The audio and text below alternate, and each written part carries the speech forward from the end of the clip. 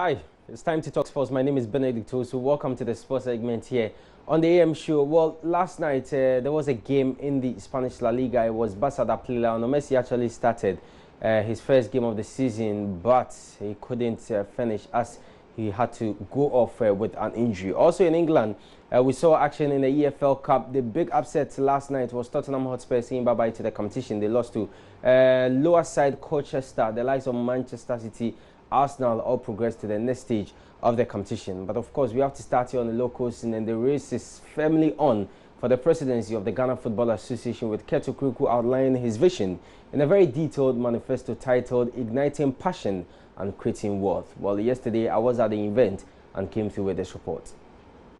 A very colourful event which saw all stakeholders converged to listen to what Okraku will offer should he be elected as president of the Ghana Football Association. The Dreams FC executive chairman revealed details of his manifesto titled Igniting Passion and Creating Wealth for All. We're going to be transparent, make sure that budgets are approved by all members before its implementation or adoption, and we want to ensure that we lay the ground fundamentals, the foundations of the sport, by the provision of the basic logistical and factual support, so that our clubs can stand on their feet, so that we produce good talents, and then the rest will develop from there. Hilary Boatin, Human Resources Manager of Springfield Group, who was chairperson, had this to say about Kate. What stood out for me in his manifesto was the fact that he's looking to become a transparent leader. And I think that for where Ghana football is currently and where it is going, we need a leader who's accountable and transparent. Aside that, me being a woman, it was good to see gender equality. And so that literally jammed up for me. And the fact that he's looking to bring women football up into the mainstream, something that unfortunately has not been done in the past. And I'm an advocate for women football, and I believe that this is the time for someone to come in and not just concentrate on the Black Stars. And I think Kate is the right person to push women's football up there.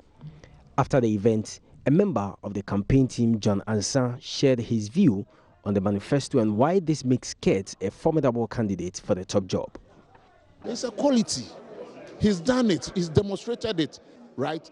Dreams FC, where they began from, where they are now, their status defies most of the other clubs in our country. What I say, there are few clubs I wouldn't want to subject that one to more questioning.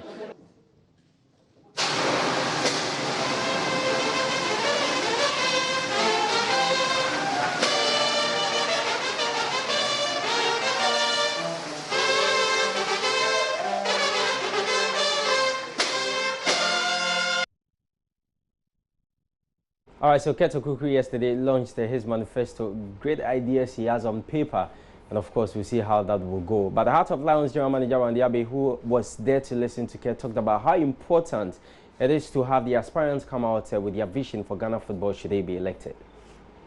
I think it's important. It's important. We need to know what they stand for, what their vision is for the game, and then we should be in a position to also analyze, what they intend doing. It's one thing putting things together. It's another thing putting things that are achievable or attainable together. And so now we have a job. They presented it to us. We have a job to scrutinize it. First of all, to establish whether this is what will change the face of Ghana football and whether it is attainable within the period, and whether the person who is presenting it himself has the capacity, the competence, and the integrity to lead the process.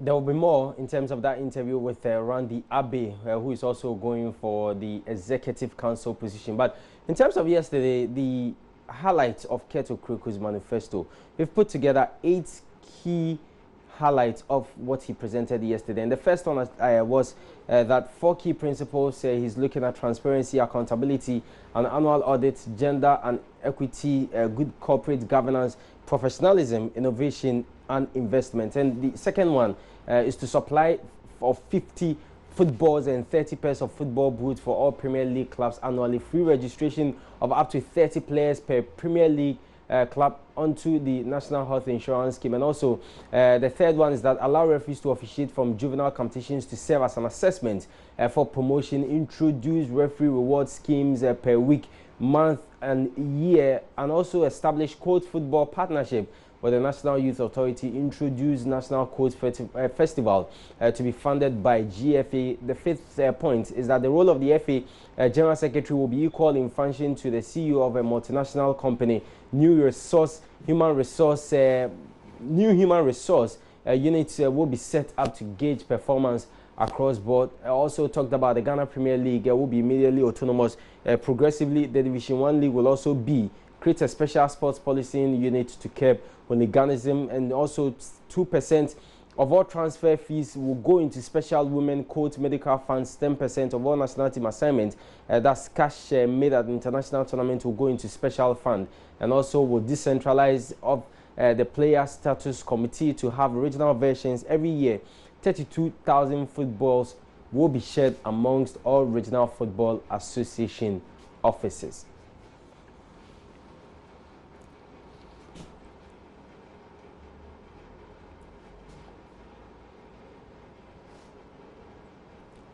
All right, so that's coming from Kurt. We'll wait for that of Wilfred Osei, who is popularly known as Palmer. That's happening next week. Georgie Fee also will come out with his Fred Papo, Amanda Clinton, and then Mr. George Ankama, as well as Nana Yao Amponsan. So 7 candidates going for the position of the presidency. But you know there will be a vetting, and the Ghana Football Association has released a statement in that regard, and it says the vetting committee of the elections will begin sittings on Thursday, that's tomorrow, to vet aspirants who have passed the initial screening by the elections committee following the close of nominations, which happened last Friday. Now, at the close of nominations, they actually had 52 people filed to contest for various positions, and I'm going to give you the breakdown. So for the GFA presidency, as I mentioned, we have 7 aspirants. For Premier League representatives on Executive Council, we have 7 aspirants contesting for 5 positions, and Division 1 League representatives on Executive Council, we have 9 aspirants contesting for 3 positions. Regional Football Association Chairman,